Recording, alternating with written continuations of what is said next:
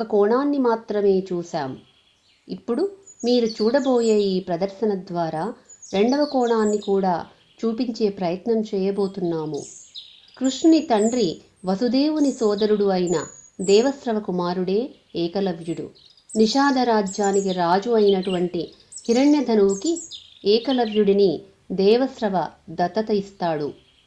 ద్రోణాచార్యుడు పాండవ, కౌరవ రాజకుమారులకే కాకుండా ప్రపంచ నలుమూలలా ఉన్న రాజకుమారులందరికీ ధనుర్విద్యను నేర్పించిన గొప్ప గురువు. ద్రోణాచార్యుడు ఒకరోజు తన శిష్యునికి ధనుర్విద్యను నేర్పిస్తూ ఉంటారు. వేట కుక్కలతో అడవికి వెళ్ళిన అర్జునుడు మరియు కొంతమంది శిష్యులు పరుగు పరుగున ద్రోణాచార్యుని వద్దకు వచ్చి ఆచార్య ఆచార్య అని పిలుస్తారు. శిష్యుల కంగారుని చూసిన ద్రోణుడు విషయమేమిటో చెప్పమంటాడు. అర్జునుడు ఆచార్య, ధనుర్విద్యలో నేనైతే గొప్పవాడిని కాను అని అంటాడు. మీరు ఇంకా ధనుర్విద్యను పూర్తి చెయ్యనేలేదు. అంతలోనే ఎవరు గొప్ప అనేది మీ మనసులోనికి ఎందుకు వచ్చింది? అసలు ఏం జరిగిందో నాకు పూర్తిగా వివరించండి. అందుకు ఆ శిష్యులు అర్జునుడు ద్రోణాచార్యుల వారిని వెంటబెట్టుకుని విలువిద్యను సాధన చేయుచున్న ఒక బాలుని వద్దకు తీసుకుని వెళ్తారు. అక్కడికి వెళ్ళిన వారు బాలుడిని చూపిస్తారు.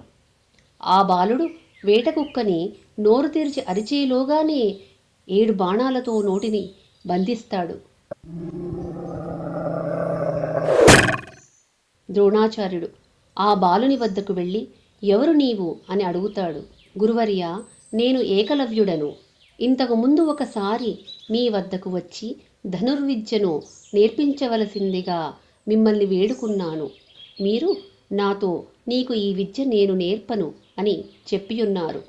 అప్పటి నుండి నేను ఇదిగో మీ ప్రతిమను ఒకటి చేసుకుని దాని వద్దే ఈ విద్యను నేర్చుకున్నాను. నా మనసులో కూడా మిమ్మల్ని ధ్యానించుకుంటూ ఈ సాధన చేస్తున్నాను అని చెప్పి మీరు మొదటిసారి మా వద్దకు వచ్చి ఉన్నారు. మీకు ఏమి ఇవ్వగలను మీరే తెలియజేయండి. నిజంగా ఎంత తాత్వికంగా ఉన్నావయ్యా నీవు. విద్యను ఇలాగ కూడా నేర్చుకోవచ్చని ఒక గురువుకే నీవు తెలియజేశావు. నీవేనా ఆ వేటకుక్క నోటిలో బాణాలు సంధించింది? అంత బాగా విద్య నేర్చుకున్నావు కదా, మరి నాకు గురుదక్షిణ ఇవ్వవా? నేను ఖచ్చితంగా గురుదక్షిణ ఇస్తాను. ఏమి కావాలి మీకు? ఇది నా రాజ్యం. ఈ నిషాద రాజ్యం కావాలా? నా దగ్గర ఉన్న బంగారం, ఆభరణాలు ఇవ్వమంటారా? అయ్యో, ఈ నా శరీరమే మీది. మీకు ఏమి కావాలో చెప్పండి, ఇచ్చేస్తాను. ఆగు, నీ శరీరంలోని కుడి చేతికి ఉన్న ఆ బ్రొటనవ్రేలిని నాకు గురుదక్షిణగా ఇవ్వు. అర్జునుడు గురువర్య, ఇది ఎంత కఠినమైన గురుదక్షిణో కదా. మరుక్షణం ఆలోచించకుండా తన బాణంతో కుడి చేతి బ్రొటనవేలును తెచ్చి ద్రోణుని చేతిలో పెడతాడు.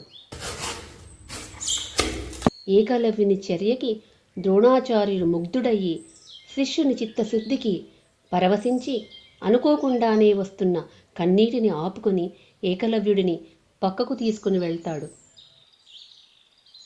నాయనా, నీకు బ్రొటనవ్రేలు లేకపోయినా నీకు ఇంకా విద్య వచ్చేటట్లుగా అనుగ్రహించి ఆశీర్వదిస్తున్నాను అని ఇంకా ధనుర్విద్యలోని కొన్ని మెళుకువలు ద్రోణుడు ఏకలవ్యుడికి నేర్పిస్తాడు. ఏకలవ్య తన కుడి బొటనవేలిని కోల్పోయాడు. అయినప్పటికీ అతని వినయం, గురుభక్తి, తపస్సు నేటికి స్ఫూర్తిగా నిలిచింది. గురువుకు గౌరవం ఇవ్వాలి.